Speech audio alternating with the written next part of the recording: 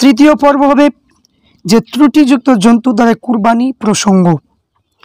পাগল জন্তু দ্বারাই কুরবানি করা জায়েজ আছে কি না, 1 নম্বর প্রশ্ন। উত্তর, পাগল জন্তু যদি ঘাস পানি খায়, মাঠে চড়ে, তাহলে উহার দ্বারাই কুরবানি জায়েজ হবে, অন্যথায় কুরবানি জায়েজ হবে না। ফতুয়া ইসলামী। এবার প্রশ্ন, যে সমস্ত শিং জন্মগতভাবে নাই কিংবা মধ্যভাগে ভাঙে গিয়েছে, উহাদের কুরবানি হবে কিনা? উত্তর হবে, যে পশুর শিং জন্মগতভাবে নাই, মধ্যভাগে ভাঙে গিয়েছে, তার দ্বারা কুরবানি জায়েজ হবে। শিং যদি গোড়া হইতে একেবারে ভেঙে যায়, তার দ্বারা কুরবানি জায়েজ হবে না, মগজ যদি বেরিয়ে যায়। এবার প্রশ্ন, চর্মরোগে আক্রান্ত পশুর দ্বারা কুরবানি জায়েজ হবে কিনা? উত্তর, চর্মরোগে আক্রান্ত পশু যদি শক্তিশালী, মোটা, তাজা যদি হয়, তাহলে তার দ্বারাই কুরবানি জায়েজ হবে। কিন্তু চর্মরোগের কারণে যদি এমন দুর্বল হয়ে যায় যে কুরবানি স্থানে পৌঁছাতে অক্ষম হয়, তাহলে কুরবানি জায়েজ হবে না। এবার প্রশ্ন, অন্ধ, কানা, অধিক দুর্বল, পঙ্গু ইত্যাদি জন্তুরা কুরবানি জায়েজ হবে কিনা? উত্তর হবে, অন্ধ, কানা, অতি দুর্বল, যার হাড়ে মগজ নাই, পশু পঙ্গু হয়ে গেছে, কুরবানি জায়েজ হবে না। উক্ত পঙ্গু পশু যদি 3 পাত দিয়ে চলাচল করে, 4র্থ পাত দ্বারা কিছু কিছু টেক লাগিয়ে হাঁটতে পারে, ওর দ্বারা কুরবানি জায়েজ হবে। এবার প্রশ্ন, জন্মগতভাবে কান নাই, অধিকাংশ কান কাটা গেছে, লেজ কাটা গিয়েছে, পশু দ্বারা কুরবানি জায়েজ হবে কিনা? উত্তর হলো, যে পশু জন্মগত 1টা বা 2টো কান সম্পূর্ণ নয়, অধিকাংশ সম্পূর্ণ কানের 1/3 বেশি কাটা থাকে, লেজের অধিকাংশ কাটা থাকে, তাহলে কুরবানি জায়েজ হবে না। আর যদি উহার চাইতে কম হয়, তবে কুরবানি জায়েজ হবে। কিন্তু জন্মগত কান যদি খুবই ছোট হয়, তবে কুরবানি জায়েজ হবে, ফতোয়া ইসলামী কিতাবে আছে। এবার প্রশ্ন, খাসি করা পশু স্বভাবগত 1 অন্ডকোষ বিশিষ্ট পশু দ্বারা কুরবানি করা জায়েজ হবে কিনা? উত্তর, খাসি করা পশু দ্বারা কুরবানি জায়েজ, উত্তম স্বভাবগতভাবে 1 অন্ডকোষ বিশিষ্ট পশু কুরবানি করা জায়েজ হবে। এবার প্রশ্ন, যেসব জন্তু কিছু দাঁত আছে, যার দাঁত মোটেই নাই, উহার দ্বারা কুরবানি কি? উত্তর হলো, অধিকাংশ দাঁত বিশিষ্ট পশু দ্বারা কুরবানি জায়েজ, তবে দাঁত মোটেই নাই, যার ফলে খাদ্য গ্রহণ করতে পারে না, এই ধরনের পশু দ্বারা কুরবানি জায়েজ নয়। যদি দাঁত ক্ষয় হয়ে যাওয়ার পরে খাদ্য গ্রহণ কোনো রূপে অসুবিধা না হয়, সুস্থ থাকে, তবে এর দ্বারা কুরবানি জায়েজ হবে। সিরাজিয়া কিতাবের মধ্যে লেখা আছে। এবার প্রশ্ন, যদি কোনো পশু প্রসঙ্গ কাটা হয়, কোনো মাদি পশু স্তন্য বোটা কাটা হয়, রোগের কারণে দুধ শুকিয়ে যায়, এর দ্বারা কুরবানি জায়েজ হবে কিনা? উত্তর হবে, এই পশু প্রসঙ্গ কাটা হওয়া, সঙ্গমে অক্ষম, বৃদ্ধ হওয়া, বাচ্চা জন্মাতে অক্ষম, এর দ্বারা কুরবানি জায়েজ হবে না। পরক্ষণে যে পশু স্তন যে বোটা কাটে গিয়েছে, রোগের কারণে দুধ শুকিয়ে গিয়েছে, কুরবানি জায়েজ নয়। ছাগলের স্তন্য রোগের কারণে হয়তো শুকিয়ে গিয়েছে, এর দ্বারা জায়েজ হবে না। এবার প্রশ্ন, যে খোঁজা সবলিঙ্গ পশু কুরবানি জায়েজ হবে কিনা? বলে, খোঁজা যাহাতে প্রচলিত ভাষায় খনসা বলে, এ দ্বারা কুরবানি জায়েজ, কিন্তু সবলিঙ্গওয়ালা পশু কুরবানি করা জায়েজ নয়। কুনসা যেগুলো, সেগুলো দ্বারা জায়েজ আছে। এবার প্রশ্ন, কুরবানি পশু খরিদ করার পরে যদি ত্রুটিযুক্ত হয়, তবে উহাদের হুকুম কি? হুকুম হলো, যে কোনো ব্যক্তি যদি ভালো পশু খরিদ করে, কুরবানি পূর্বে ত্রুটিযুক্ত হয়, তাহলে কুরবানি জায়েজ হয় না। কিন্তু ক্রেতা যদি ধনী হয়, উহার পরিবর্তে একটা কিনে কুরবানি ক্রেতাদের গরিব হয়, তবে ওই ত্রুটিযুক্ত কুরবানির দ্বারা কুরবানি করবে। অপরদিকে ভালো পশু করে কুরবানি করার সময় ত্রুটিযুক্ত হলে কুরবানি জায়েজ হবে, কিন্তু এমন সময় উঠিয়ে দৌড় দিলে ধরে জবাই করতে হবে। তো এখানে কী বললো কথাটা, যে কুরবানি পশু খরিদ করার পরে যদি ত্রুটি হয়, তাহলে তার হুকুমটা কি হবে? কোনো ব্যক্তি যদি ভালো পশু খরিদ করলো, কুরবানি পূর্বে এমন ত্রুটিযুক্ত হলো যার দ্বারা কুরবানি জায়েজ হবে না, তাহলে এমন অবস্থায় ক্রেতা যদি ধনী ব্যক্তি হয়, তাহলে সেটা বিক্রি করে আবার নতুন পশু কিনে কুরবানি দেবে। আর যদি গরিব ব্যক্তি যদি হয়, ত্রুটিযুক্ত পশু দ্বারা কুরবানি করবে। অপরদিকে ভালো পশু কুরবানি করার সময় ত্রুটিযুক্ত হলেও উহার দ্বারা কুরবানি জায়েজ হবে, কিন্তু এমন সময় উঠিয়ে দৌড় দিলেও ধরে জায়েজ হবে। রুদ্দে মোহতার, দুরুল মুখতার, 2টো কিতাবে আছে। এবার প্রশ্ন, যে পশু জিহ্বা নাই, কাটা গিয়েছে, এর দ্বারা কুরবানি জায়েজ হবে কিনা? বলছে উত্তর, যে পশু জিহ্বা নাই, অধিকাংশ কাটা গিয়েছে, কুরবানি জায়েজ হবে না। ফতোয়া তাতে এখানে কিতাবে আছে, জিহ্বা কাটে যাওয়ার কারণে পশু যদি আহার করা বন্ধ হয়ে যায়, কুরবানি শুদ্ধ হবে না। আহার বন্ধ না হলে কুরবানি জায়েজ আছে। তারপরে প্রশ্ন, কুরবানি করার উদ্দেশ্যে খরিদ করা পশু পশম, লেজ কুরবানি পূর্বে কাটা জায়েজ আছে কিনা? উত্তর, কুরবানি করার পূর্বে পশুর লেজ, পশম, শরীরে কোনো অংশ কাটা জায়েজ নয়, কাটলে কুরবানি শুদ্ধ হবে না। এ প্রশ্ন, যে পশু 20টা খায় ওহার দ্বারা কুরবানি জায়েজ হবে কিনা? উত্তর, যে পশু 20টা খায় তার দ্বারা কুরবানি জায়েজ হবে না। তবে উট হলে 40 দিন, গরু হলে 20 দিন, ভেড়া ছাগল 10 দিন 20টা খাওয়া হইতে বিরত রাখতে পারলে উহার দ্বারা কুরবানি জায়েজ হবে। অপরদিকে পশু ঘাস লতাপাতা খাইয়া জীবন ধারণ করে মাঝে মাঝে সামান্য পরিমাণ 20টা খায়, তাহার দ্বারা কুরবানি জায়েজ হবে। তাহাতাবি মানে মারাকিল ফালা কিতাবের মধ্যে লেখা আছে। এবার যে প্রশ্নটা মানে আলোচনা করব আপনাদের সম্মুখে, যতক্ষণ ত্রুটিযুক্ত কুরবানি পশু সম্পর্কে জানলাম, এখন কুরবানি ওদের খরিদ করা জন্তু চুরি হলে, হারিয়ে গেলে উহার হুকুম কি হবে? তো বলছে, কুরবানি পশু হারিয়ে গেলে মালিকের ধনী হলে আর একটা পশু খরিদ করে কুরবানি করতে হবে। আর যদি কুরবানি 3 দিনের মধ্যে হারানো চুরি হওয়া পশুটি যদি পাওয়া যায়, তবে ওই ধনী হলে দুইটাই কুরবানি করতে হবে।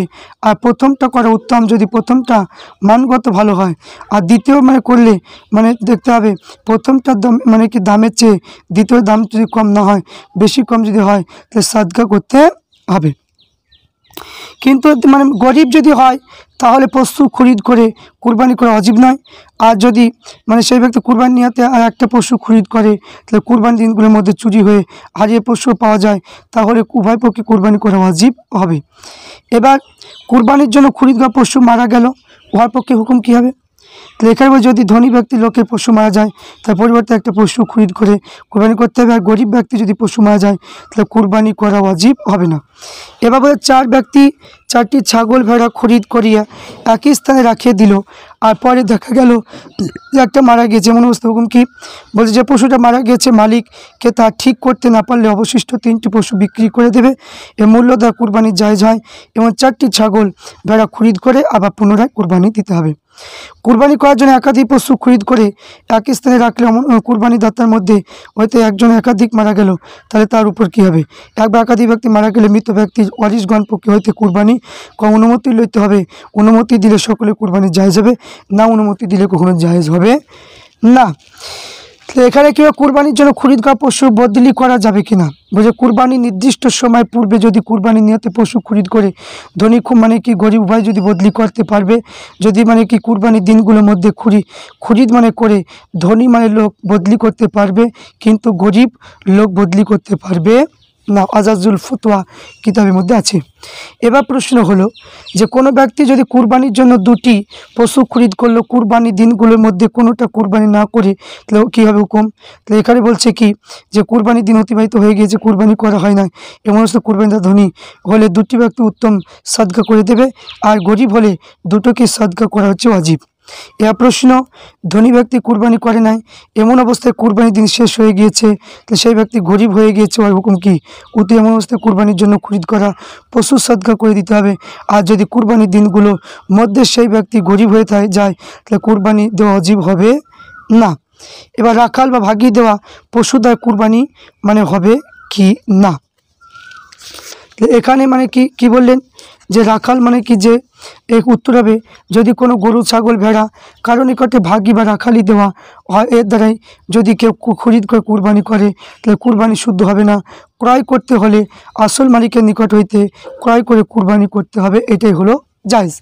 তারপর হচ্ছে কি, চলতি বছরে কুরবানির দাতা পশু বিগত বছরের কাজা আদায়কারী শরিক হলে উহার হুকুম কি? চলতি বছর কুরবানির দাতা পশু বিগত বছরের কাজা আদায়কারী অংশে হলে চলতি বছরে কুরবানি দাতা কুরবানি আদায় হবে, কিন্তু কাজা আদায়কারী কাজা আদায় হবে না, নফল কুরবানির রূপে গণ্য হবে। কিন্তু ওয়াজিব নফল কুরবানি একত্রিত মিলে গিয়ে সকলে কুরবানি গোশত সাদকা করে দিতে হবে। মান্যতে কুরবানি, বলে মান্যতে কুরবানি পশু হুকুম কি? যে কুরবানি পশু কুরবানি পশু হুকুম কুরবানি শুদ্ধ হওয়ার জন্য মানত করে, যে দোষ মুক্তি হওয়া, এই মানতে কুরবানি ক্ষেত্রে সব প্রযোজ্য।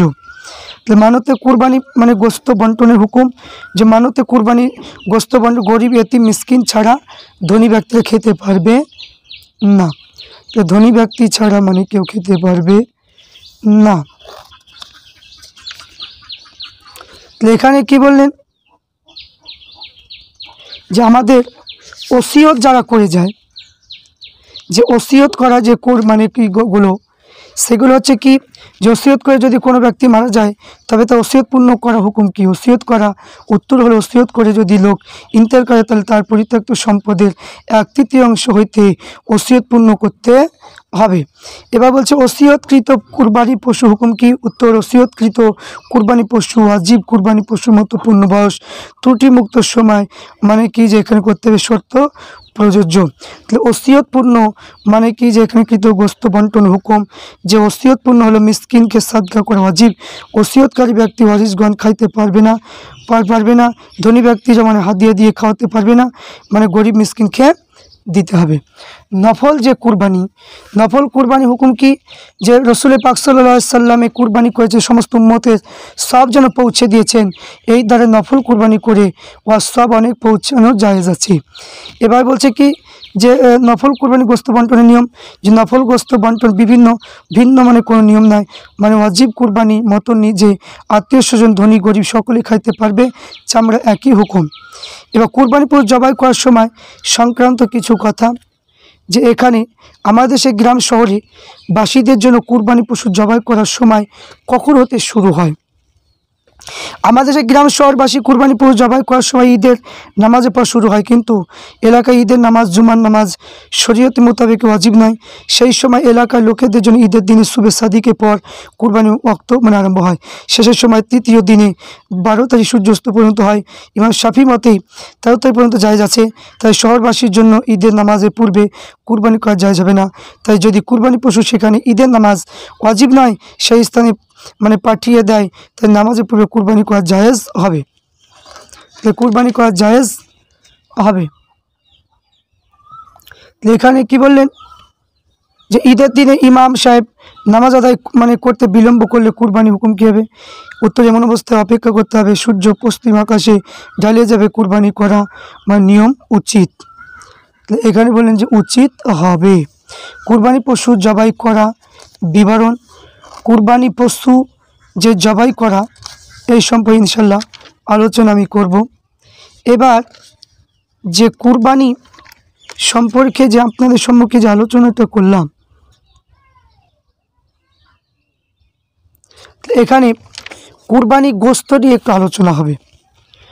এরপরে কুরবানি গোস্ত বন্টন করা নিয়ে ইনশাল্লাহ আলোচনা করব। আপনারা চতুর্থ